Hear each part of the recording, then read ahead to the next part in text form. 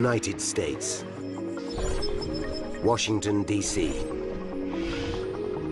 January 13th, 1982. 12:30 p.m.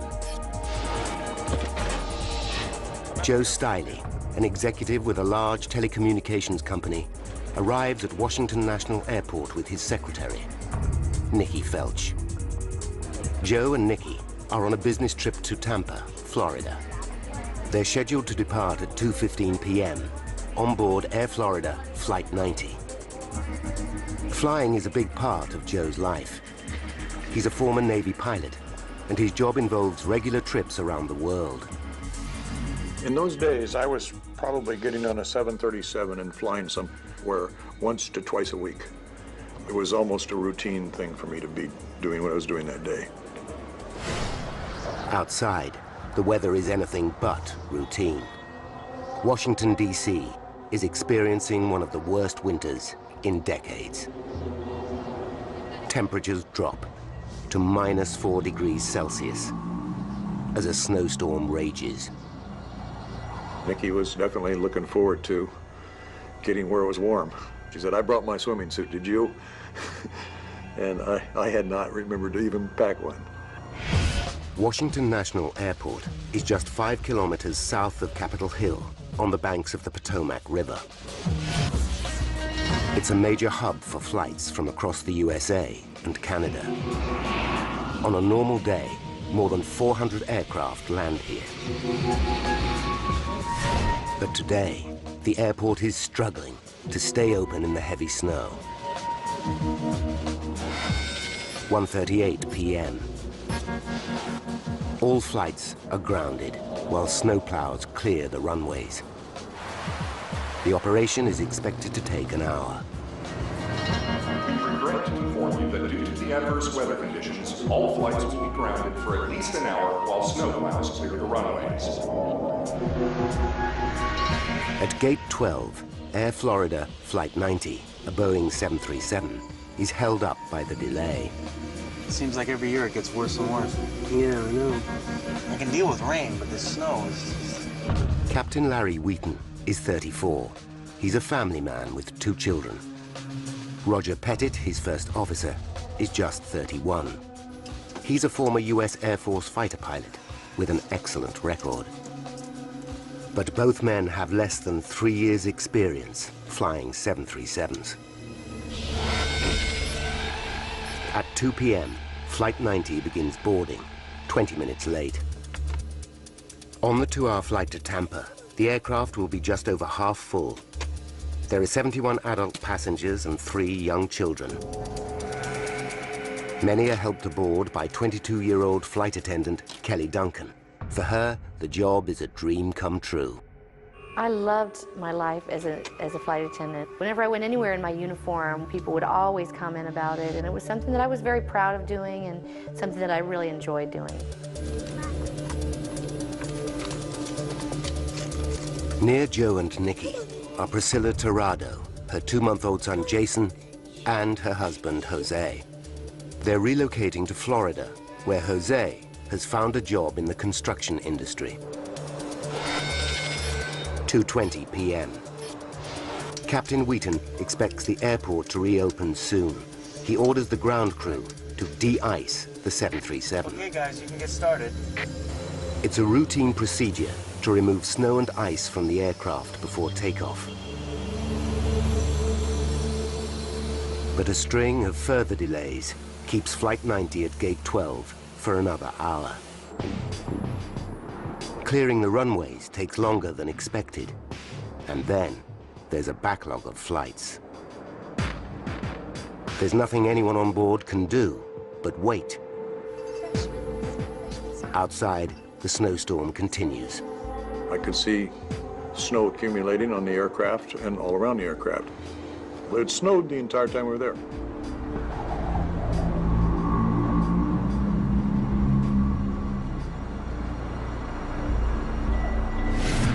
When clearance to leave Gate 12 is given, there's another delay.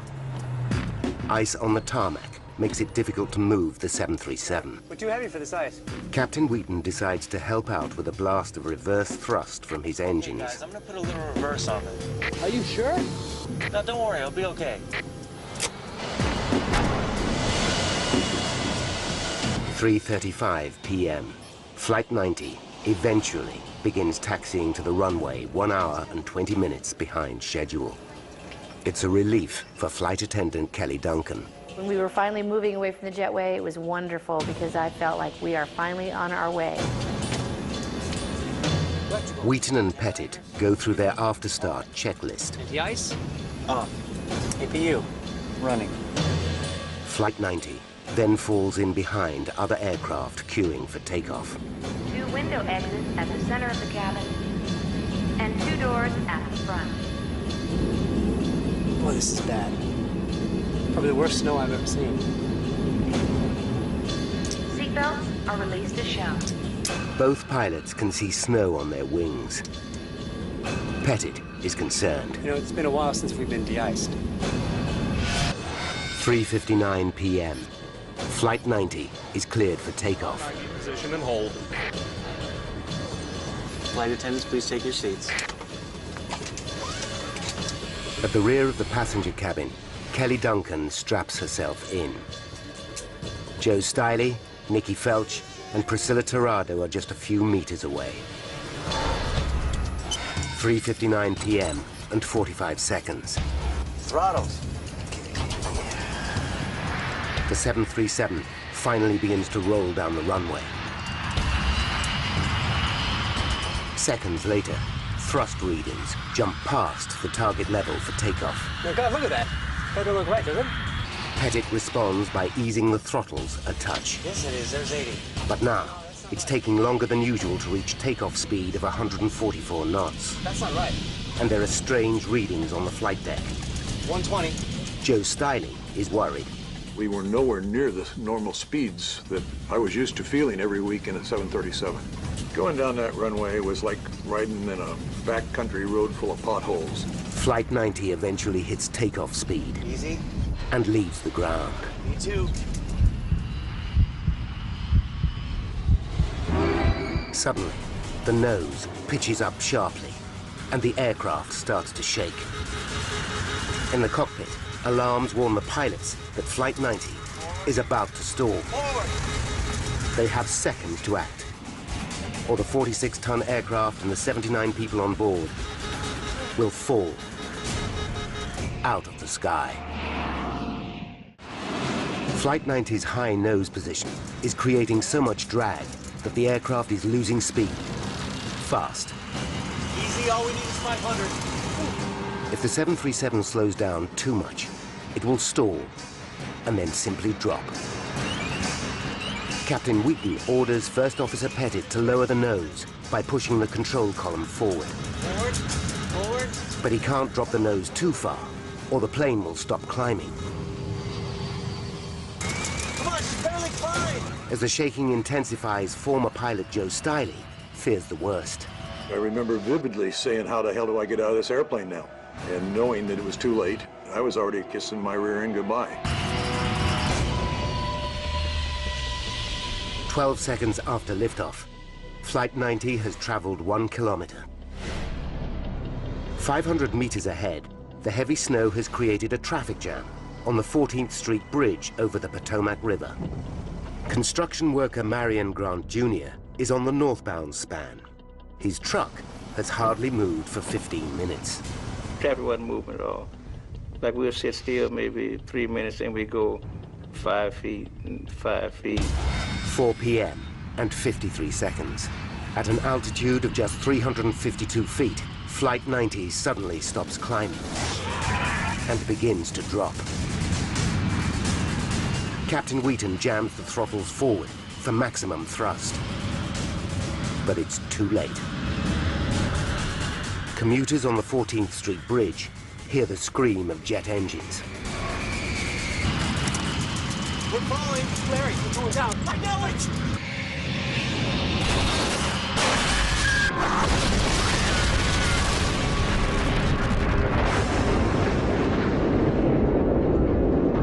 Joe Stiley is knocked out as Flight 90's fuselage breaks into 4 sections.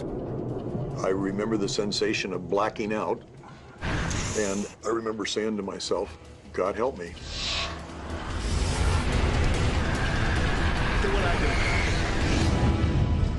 Flight 90's wing has flipped Marion's truck over like a toy, but he stumbles out, alive. The carnage on the bridge is horrific. I saw a guy crushed to death, you know, and then I saw another guy, seemed like his head was decapitated and stuff like that.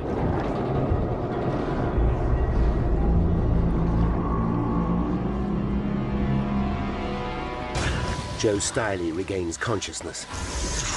His bones are broken in 67 places, but now he has just seconds to cheat death again.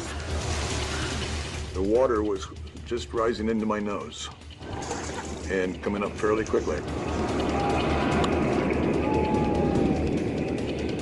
It seemed like forever to get my legs loose because the seats had collapsed. And then I reached over to try to help Nicky get free.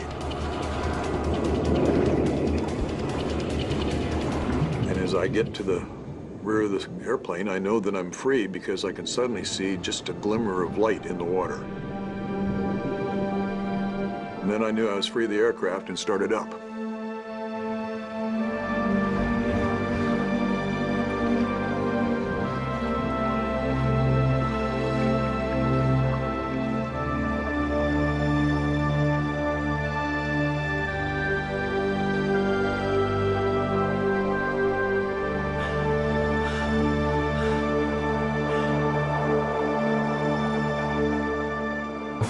Stunned witnesses gather on the bridge. A news cameraman takes this footage just minutes later. The entire 737, bar the tail section, has disappeared. Joe and Nicky have made it to this island of wreckage, along with 4 other survivors. One is the young mother, Priscilla Tirado. Another is flight attendant Kelly Duncan. She's bewildered. I have no recollection of the impact. 1 minute sitting in a warm jump seat, the next minute in freezing cold water. The water is just 1 degree above freezing. The human body can only survive in these conditions for about 30 minutes. It hurts to be that cold. It feels like knives in you to be that cold. The emergency services arrive minutes later, but their inflatable boats can't get through the ice. It's a devastating blow for Kelly. I really felt like I was kind of just losing hope, thinking, this is really going to be the way I'm going to die. I just didn't feel like I was ready to die. The survivors have escaped a plane crash. But now, they'll freeze to death unless rescuers reach them within minutes. 4:06 p.m. The U.S. Park Police helicopter unit in Anacostia Park, 2.5 kilometers from the crash site. Park Police Aviation, Officer Gailey. It's Tower. They're reporting a missing aircraft, 14th Street Bridge. Pilot Don Usher is a combat-hardened Vietnam veteran. He springs into action with paramedic Gene Windsor. They know visibility is appalling. And Eagle One, their Bell Jet Ranger helicopter, isn't designed for heavy rescue work. But they're determined to help. We did what we were supposed to do, what we were trained to do, and what the public expected us to do.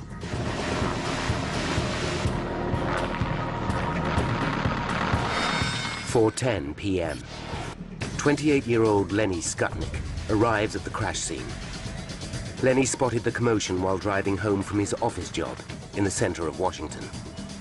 He's unnerved by what he finds.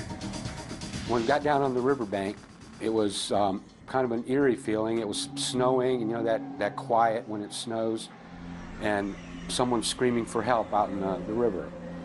Made your hair stand up in the back of your head.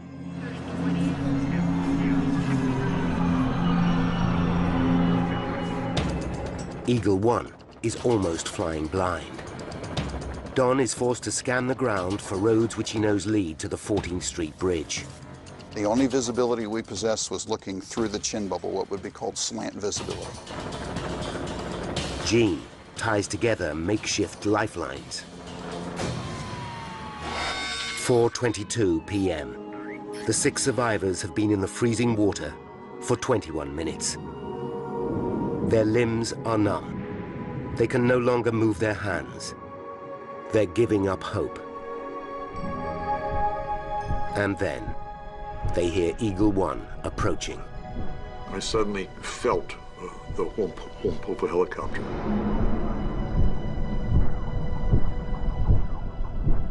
And then the Park Police helicopter came into view. The relief I felt at that point is unimaginable.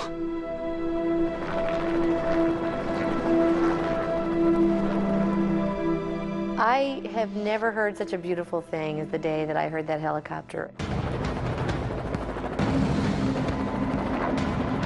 Don spots the survivors clinging to the tail section of Flight 90. We realized as soon as we looked at them that every second counted between life and death to get them out of that river. The first survivor Eagle One rescues is 41-year-old Bert Hamilton. Gene then throws one of his improvised lifelines to flight attendant Kelly Duncan. I just remember looking up into the sky and just seeing a rope hanging down from it. And I just pulled it around my back, and they pulled me out.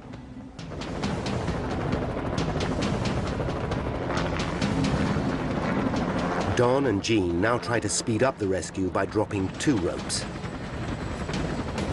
Joe Stiley grabs one of them and wraps an arm around Priscilla Tirado, the young mother. Nikki Felch, Joe's secretary, grabs the other rope. But to Joe's horror, she's too badly injured to hold on. It was the worst feeling because if there's any one person I'm going to try to help first, it would be Nikki, and I can't. Seconds later, Joe loses hold of Priscilla. I didn't realize it at the time, but all the fingers in my left hand were already broken, and my arm was broken. Eagle One drags Joe to safety. The crew know Nikki will be kept afloat by her life jacket. Priscilla is their immediate priority. After 30 minutes in the freezing water, her chances of survival are on a knife edge. Lenny Skutnik is horrified as he watches from the shoreline. She was close enough where you could see the expression on her face. And her eyes just looked wild, and she looked like she was going into shock then. Time and again, Priscilla slips from the life ring. Traumatized, exhausted, and temporarily blinded by aviation fuel, she begins to drown. Lenny realizes he can watch no more. It was just too much to take. I absolutely thought she was going to die if I didn't go in and get her.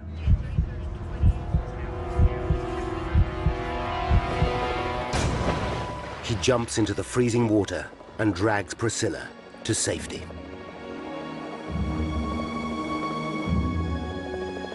I believe it's a human instinct. I didn't weigh it or think about it, I just did it.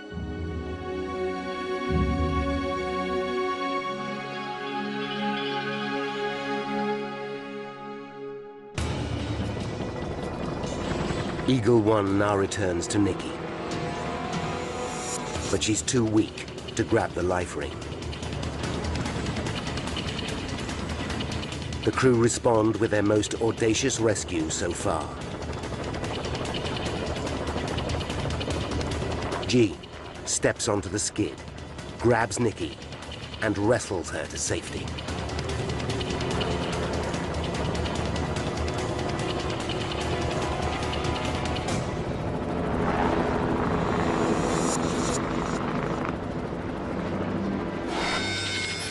"4:35 p.m. The rescue is over. The 6th person clinging to the wreckage, whose hand is seen here, has disappeared. He's later identified as Arland Williams, a 46-year-old bank examiner. 74 passengers and crew on board the 737 are dead, including Priscilla Tirado's baby son and husband. 4 more people die on the bridge, bringing the death toll to 78. 5 people survive the tragedy, but only just. I had a skull fracture. My nose was broken, my cheeks were broken, my jaw was broken. All my fingers and thumb on my left hand were broken. My right leg was fractured. My left leg was shattered. Both feet were broken. Other than that, I was fine. Oh, and I had a hypothermia. News of the disaster is broadcast around the world. Some of the victims died on impact, most drowned in the icy waters of the Potomac River. There's one question on everyone's lips. How did a routine flight turn into one of the USA's most horrific air disasters? Now, by going deep into the investigation, we can reveal the chain of events that led to the crash of Air Florida Flight 90.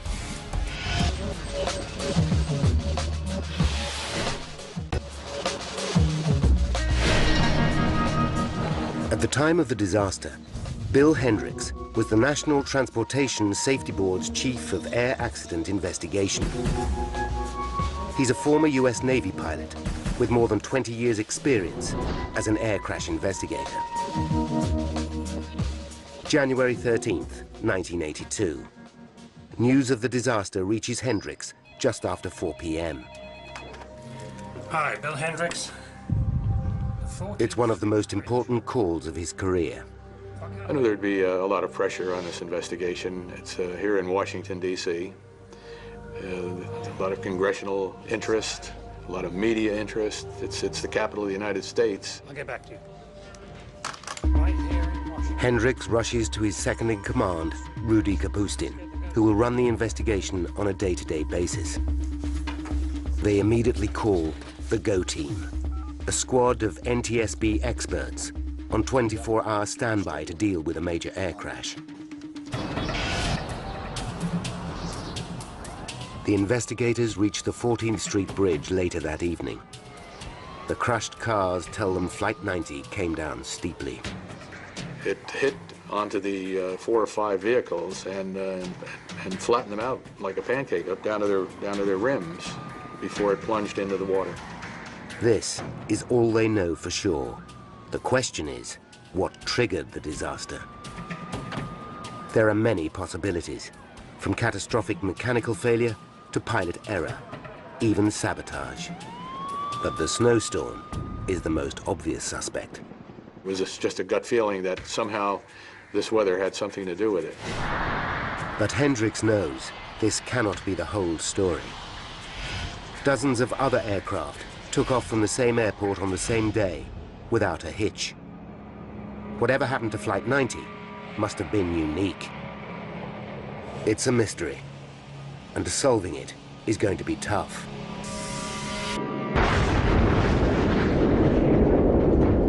The wreckage of Flight 90 and the clues it might contain are at the bottom of a frozen river. And both pilots are dead, so what happened in the cockpit will remain unknown unless divers find the black box flight recorders. First thing we always look for are the recorders. From the flight data recorder, you get altitude, heading, airspeed. From the cockpit voice recorder, you get the last 30 minutes of conversation in that cockpit between the crew. Early the next morning, US Coast Guard vessels break through the ice and reach the wreckage.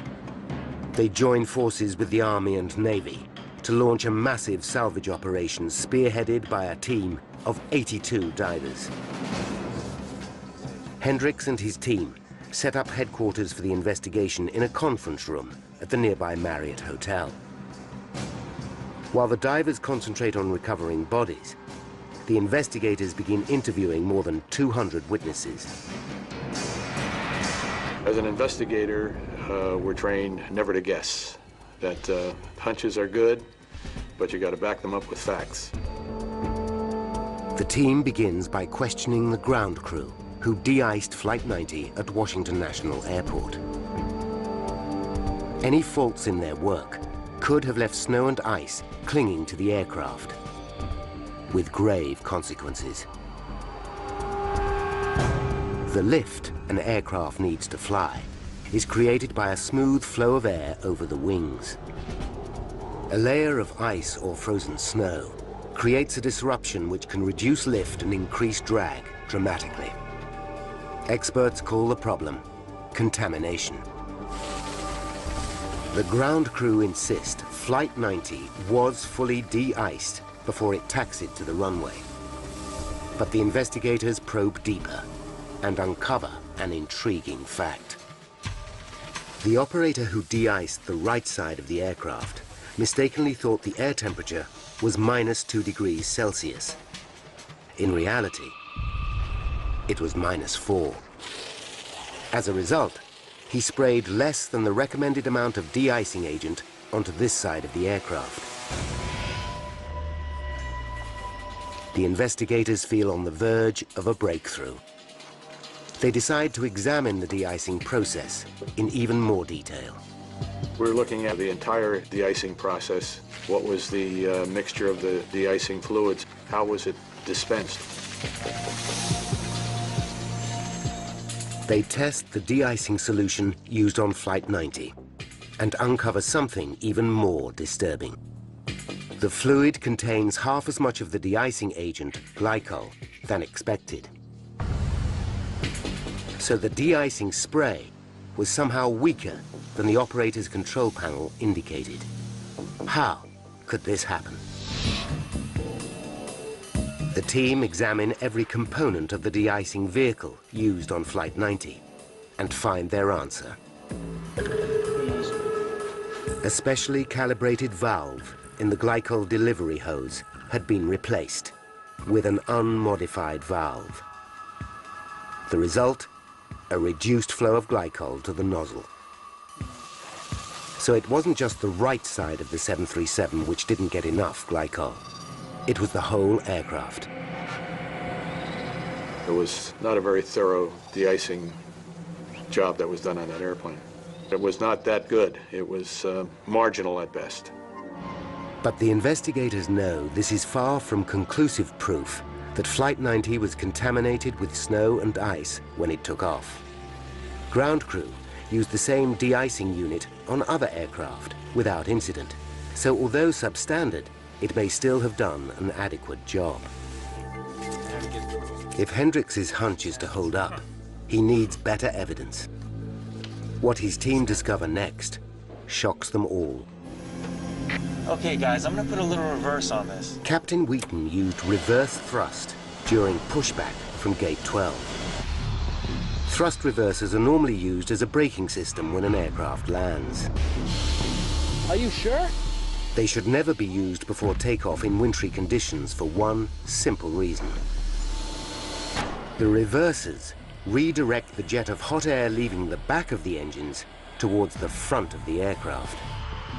This can shoot a cloud of slush onto the wing and into the engine inlets. In sub-zero temperatures, the slush can refreeze within minutes.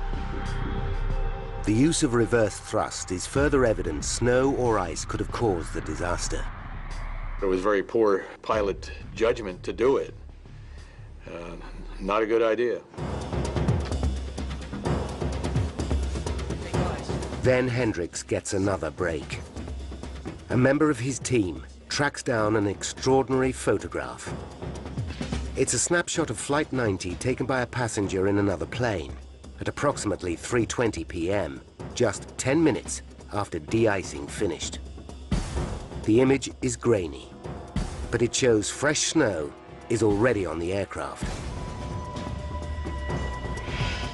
The photograph is further evidence that the 737 may have been contaminated after it was de-iced, regardless of how well the job was done. By day 4 of the investigation, most of the bodies have been recovered. The focus of the salvage operation can now move to the wreckage. The parts are taken to a hangar at Washington National Airport for detailed examination, but they yield no clues. And the two crucial black box flight recorders are still missing. Finding them is a daunting task. Divers are equipped with an acoustic homing device. But the tangled wreckage is spread over an area of dark, freezing water the size of a football pitch. The media is hungry for answers. But NTSB spokesman Francis McAdams still can't announce any breakthroughs. As I told you before, I have no idea until we get all of the evidence. The investigators turn to the one card they haven't yet played: the survivors. Survivors are in the airplane.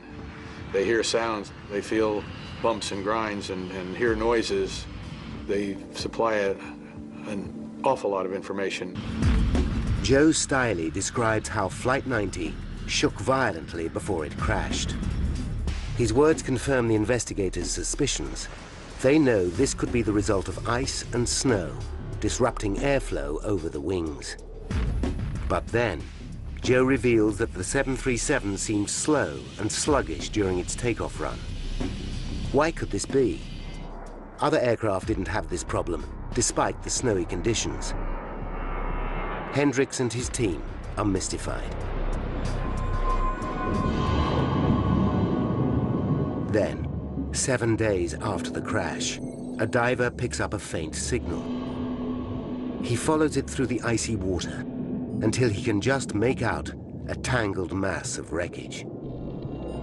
He carefully pulls away twisted pieces of razor-sharp metal and hits the jackpot.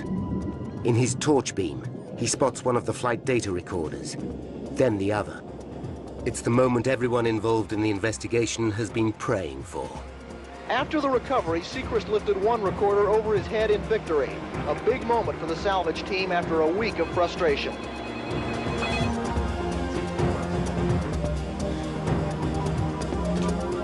They've got the CBR. All right!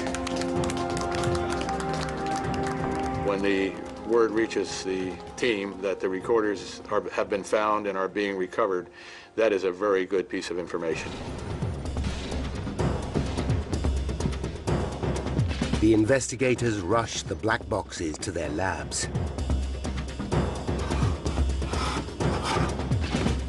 After days of speculation, they're about to find out exactly what happened in the seconds leading up to the crash. They're excited, but they also know they're about to listen to the voices of the dead.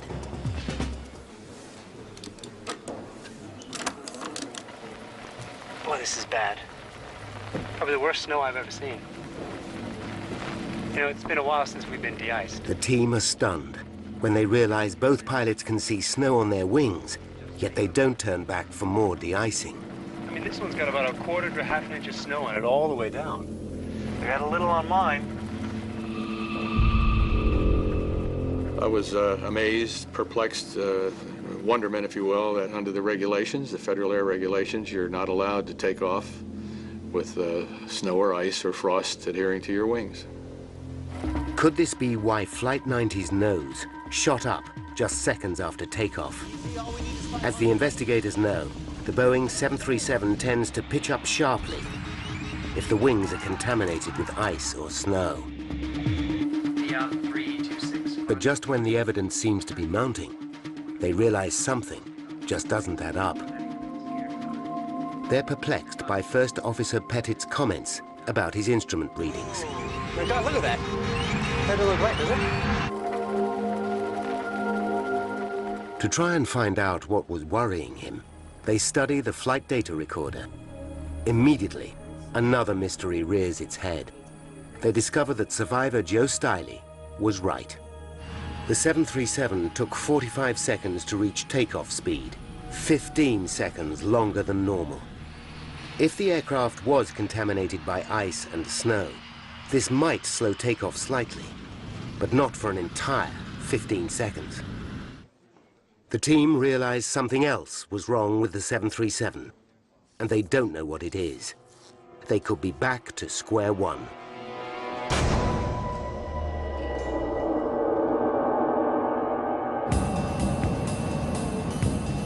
They can think of only one thing which would slow a 737's takeoff dramatically: insufficient thrust from the engines.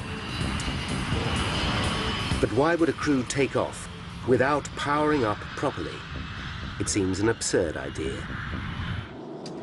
The riddle can't be solved by examining the engines. They are still at the bottom of the Potomac River. And Flight 90 was fitted with a pre-digital flight recorder, which didn't monitor thrust levels. There's only one option left. The investigators scrutinized the low-level engine sounds picked up by the cockpit voice recorder. Using a technique called sound spectrum analysis, they translate these sound frequencies into thrust readings. Yeah, it's 1.7. That's too low. The results are a shock. Both engines were running at a thrust level, or EPR, of 1.7. But the 737's takeoff EPR should be 2.04. The team are baffled. It looks as if the pilots took off without sufficient power. My God, look at that. That don't look right, does it? But how could this happen? Off. Start pressure. Up. The investigators play the cockpit recording again and again, looking for clues. The Guardian's not accepting. Then they pick up on a tiny detail. Pitot heat? On. Anti-ice? Off. APU? Running. Can we hear that again? Shoulder harness. The investigators are dumbfounded. He said off. Shoulder harness. The recording is poor, but Captain Wheaton seems to say off when asked about the engine anti-ice system. Anti-ice? Off.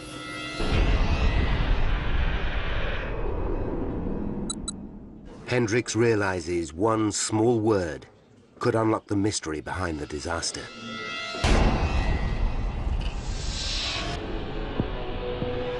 He knows thrust readings for each engine are produced by two sensors, one in the inlet and one in the outlet. Together, they produce thrust readings by measuring the ratio between air pressure at the front and the back of the engine. But if the engine anti-ice system is off, snow and slush could freeze up the inlet sensors. On some other 737s, this has caused the sensors to send pilots faulty thrust readings, readings higher than the actual thrust produced by the engines. If this happened to Flight 90, the crew could, unwittingly, have taken off with insufficient thrust. This could be the final piece of the jigsaw. But Hendrix needs to prove it. He asks Boeing to carry out tests, confirming the effect of inlet sensors blocked by ice or snow. The results are dramatic. The engine quickly creates an EPR reading of 2.04. But in reality, it's running at an EPR of 1.7, exactly the same weaker thrust level revealed by the sound spectrum analysis of Flight 90's engines. This could explain First Officer Pettit's confusion. No, that's not right. Maybe it is. His EPR dial says 2.04, but his throttle position and his readings for exhaust heat and fuel flow reflect the lower EPR of 1.7. No. But how could the pilots make the appalling error of forgetting to turn on their engine anti-ice system? And why didn't they abort takeoff when they realized something was wrong? Once the roll started with these observations by the first officer, that takeoff should have been rejected. The investigators study the pilot's records and discover that neither had much flying experience in winter conditions. But they also reveal something even more disturbing. Over the last 2 years, Captain Wheaton has had to retake 2 routine proficiency tests after receiving poor scores. His weak areas included adherence to regulations, checklist usage, and knowledge of aircraft systems. The revelation adds weight to the theory that pilot error played a key role in the disaster. But there are still two major pieces of evidence missing. Flight 90's engines. Without examining them, the team can't prove beyond doubt that the anti-ice system was off, or that the crash wasn't caused by an engine failure. Then, salvage squads lift the battered engines from the river. 13 days after the disaster, they're rushed to manufacturers Pratt & Whitney for examination. Technicians strip the engines down and painstakingly search for any sign of a mechanical problem. But they find nothing. Then they inspect the anti-ice system. One by one, they check the tubes which carry hot air to key areas of the engine. The results are decisive. The valves inside are closed. The anti-ice system hadn't been switched on. But would this be enough to bring down Flight 90? To find out, the team carries out tests in Boeing's state-of-the-art 737 flight simulator.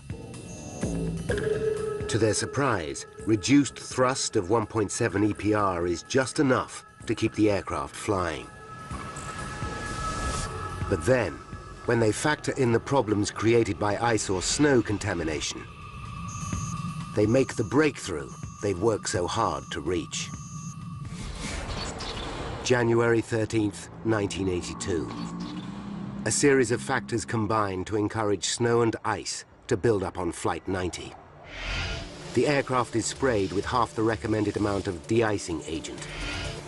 Further delays allow more snow to gather on the 737. And the use of reverse thrust may have sprayed slush onto the wings and critical thrust sensors. 23 minutes to disaster. Electrical. Wheaton and Pettit leave their engine anti-ice system off. As a result, thrust sensors in both engines freeze up, causing them to send misleadingly high readings to the cockpit. 14 minutes to disaster. The pilots notice a thick layer of snow on both wings. I mean, this one's got about a quarter to half an inch of snow on it all the way down. But contrary to regulations, they don't turn back for more de-icing. 1 minute and 3 seconds to disaster. Pettit is confused by unusual readings on the flight deck. Oh God, look at that. That don't look right, does it? But his captain does not abort takeoff. 24 seconds to disaster. Flight 90 takes off with dials indicating thrust of 2.04 EPR. But because critical thrust sensors are frozen, the real thrust is only 1.7 EPR. At the same time, ice and snow clinging to the wings disrupt airflow dramatically, reducing lift. This changes the aerodynamics of the 737, causing the nose to pitch up sharply. The resulting drag reduces speed, which in turn reduces lift even further. 8 seconds to disaster. The loss of lift reaches a critical point.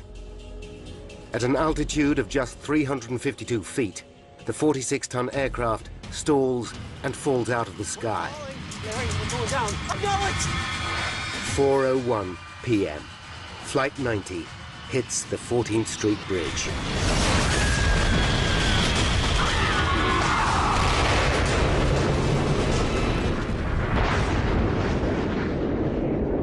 The disaster claims 78 lives, including those killed on the bridge.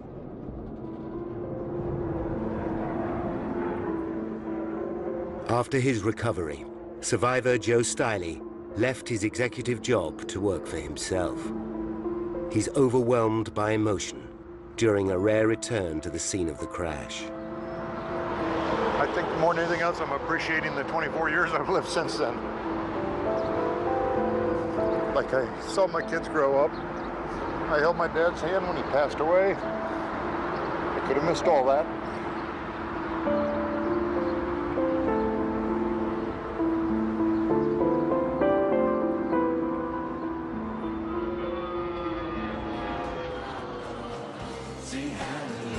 For Flight Attendant Kelly Duncan, the disaster was a turning point. My prayers were answered when I heard that helicopter come. And instead of running away from God, I all of a sudden started wanting to run to God. She quit her job as a flight attendant and is now a teacher at a Baptist school in Miami. Following the disaster, aviation authorities issue a series of directives to radically improve all aircraft de-icing procedures. They include measures to make sure thrust sensors don't become blocked by ice. The changes make flying safer for every aircraft that takes off in winter